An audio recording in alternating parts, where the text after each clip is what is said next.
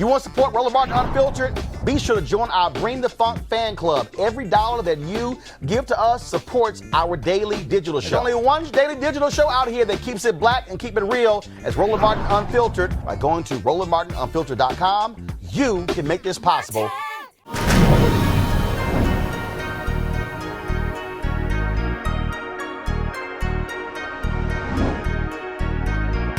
All right, folks, of course, as we're focused on 400 years since the first 20 odd Africans arrived in the United States, this whole issue of Christianity and the enslaved, huge issue that we have always focused on. And people talk about, oh, you celebrate the white man's religion. Well, joining us right now is Dr. Corey D.B. Walker, visiting professor at the University of Richmond.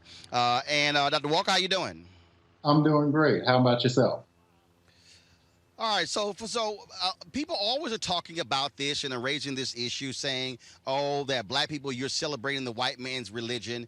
And so, when was Christianity introduced to people of African descent? Was it before those 20 odd Africans arrived in 1619, or was it when people came to this country?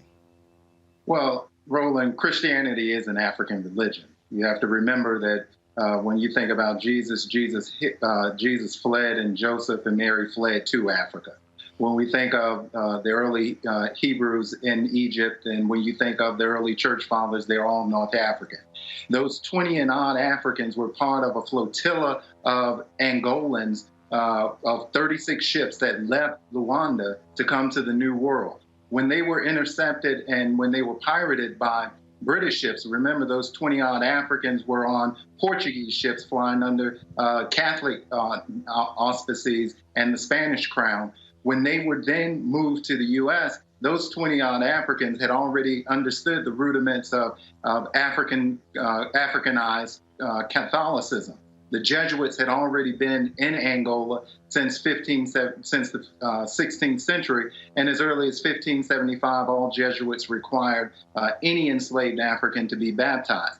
Now, that does not mean that this is the same Christianity that we would see coming out of Europe. Of course, with all religions are syncretistic products, and the Africans who were then baptized to become Catholic continued their own religious traditions, their own religious mores, and combined them with New World ways of thinking and New World ways of being. So you got to hybridize truly an Africanized Christianity, which is a New World African religious experience. And obviously all that's important because it's amazing when I listen to people who slam present-day African-Americans who are Christian, who have no understanding of our history. It's unfortunate because what we tend to think is that there's a hard demarcation around Christianity. We also remind ourselves that 1/3 of Africans coming into the Americas were Muslim. And when you begin to think of just Frederick Douglass's narrative, you see Frederick Douglass talking about an elder within his village writing in an indecipherable script. He's writing in Arabic. When you think of the ways in which slave narratives coming out of North Carolina are written in Arabic, you're thinking of really a syncretistic and multiply cultural religious worldview of New World Africans. And that new worldview and that worldview of those Africans includes Christianity, and Christianity in all of its varieties. It's not just a Christianity that's given to us by the colonizers or by missionaries or by the masters. Africans have always been Christian from the beginning. We have always written about Christianity. When you read St. Augustine, it is the African church writing to the Italian church. So there is no European Christianity. There is an African Christianity, just like there's an African Judaism, just like there's an African Islam. And with all of the Abrahamic traditions, they're all combining in some very unique ways with traditional African religious mores, and they're combining and then taking part of traditional African religions. And I know my brother Greg Carr can remind us that even some of the ways in which we think about Christianity borrow and blend from African religions, questions around resurrection, questions around monotheism. They don't just erupt out of Europe, they erupt out of the continent, they erupt out of Africa. And if there were a couple of books that you would recommend for folks to read to better understand this, what would that be? I would recommend Michael Gomez's Exchanging Our Country Marks. Brother Gomez at NYU has written on the extensive collaboration and creativity of a New World Africans, particularly around Islam. I would also look at Linda Hayward's book on Queen Nzinga, because that's where we begin to look at the ways in which Angola and Angolan Africans really populated the New World and really populated the areas in and around the Chesapeake when we think about 1619. So if you're looking at two scholars, look at the work of Michael Gomez and also look at the work of Linda Hayward. And of course, you always got to look at the work of John Thornton, Africans in the Atlantic world. All right, then. Look, we're going to have a longer conversation. We're going to have this again. Unfortunately, I got to cut it short because we're here at TSU. I got Joe Morton coming up next, and then I have got to get inside because they're going to be closing the doors. And so, Dr. Walker, we're going to definitely have another part two this conversation. I appreciate your perspective on all of this. Always appreciate it. Thank you, my brother. All right, folks, back to our Roland Martin Unfiltered video in just one moment.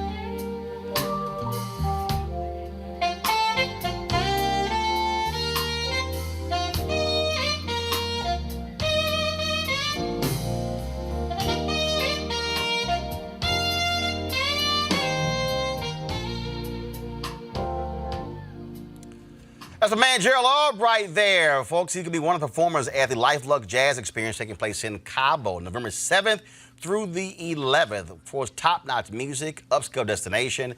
Got a week-long events planned at the Omnia Day Club, Los Cabos, nestled in the Sea of Cortez in the celebrity playground of Los Cabos, Mexico. The Luxe Jazz experience offers the ultimate getaway for jazz aficionados. Folks, it's going to be food, alcohol, fine, like I say, golf, spa, health, wellness, all that good stuff. I'll be broadcasting Roland Martin Unfiltered from there that Thursday and Friday. The second annual Luxe Jazz experience also will include many concerts, the Spirit of Jazz Gospel Brunch, and Jazz Sunset Cruise. The confirmed guests, comedian actor Mark Curry, as I said, Gerald Albright, Alex Bunyong, Raul Madan, Incognito, Pieces of a Dream, Kirk Whalum, Average White Band, Donnie McClurkin, Shalea, Roy Ayers, Tom Brown, Ronnie Laws, and Ernest Quarles. For more information, visit lifeluxejazz.com, LIFELUXEJAZZ.com. Again, like I said, November 7th through 11th. You want to book your package now, of course. That way you can lock in the cheapest airline flights. We're going to have a great time down there. So while folks are cold in Northeast as well as the Midwest, we'll be chilling in the sun in Cabo. So lifeluxejazz.com. Now back to your Roland Martin Unfiltered video.